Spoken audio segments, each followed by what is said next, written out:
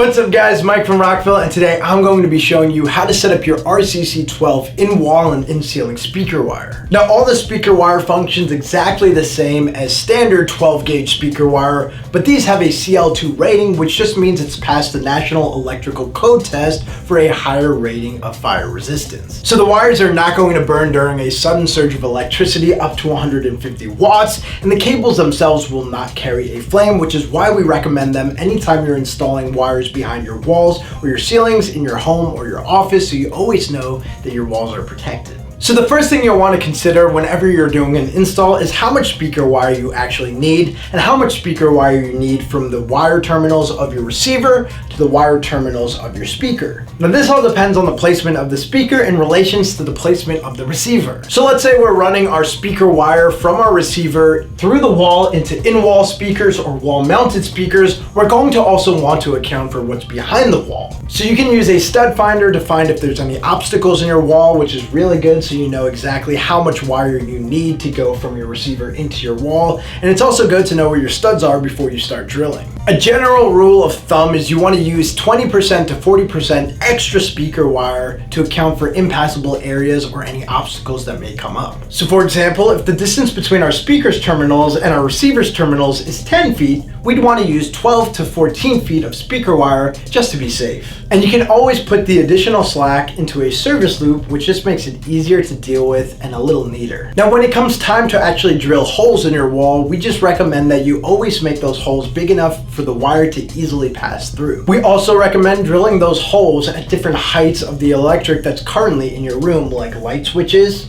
and wall outlets. And you should also consider getting a universal pass-through single gang plate cover to hide the exit points and entry points of all the speaker wire. Now the same principles apply whenever we're running speaker wire through our ceiling. Just like we did with the wall, you want to make sure there's no impassable areas and there's nothing obstructing the way of the wire. A quick note, if you're installing speaker wire in a drop-down ceiling, it's a little easier to do than in a traditional sheetrock ceiling, and that's just because the tiles are easier to remove, so you have a little more clearance, accessibility, and visibility on where the speaker wire is going. But in a sheetrock ceiling, it's a little more complicated, so we always recommend checking with a professional or getting a second opinion before you do your install. So now it's time to strip the wire. To strip the wire, you can always use a box cutter, an X-Acto knife, a pair of scissors, but we always recommend that you wear gloves whenever you're stripping wire and strip away from your body, so cut away from your body. You could also use a traditional wire stripper, which just makes it a little easier to do because you just match the number of the gauge with the gauge wire that you're using, which in our case would be 12 gauge. Now because all of this speaker wire is CL2 rated, it has an outer layer of white PVC, which you can cut with a pair of scissors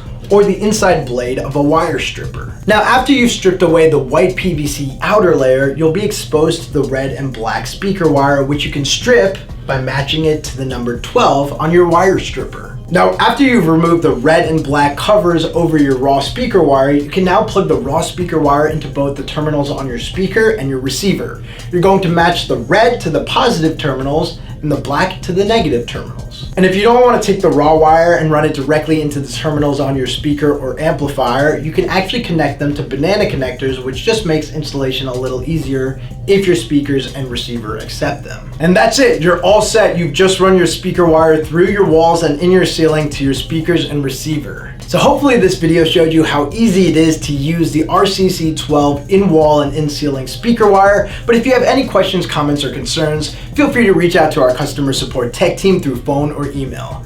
As always guys, I'm Mike from Rockville, and I'll see you in the next one.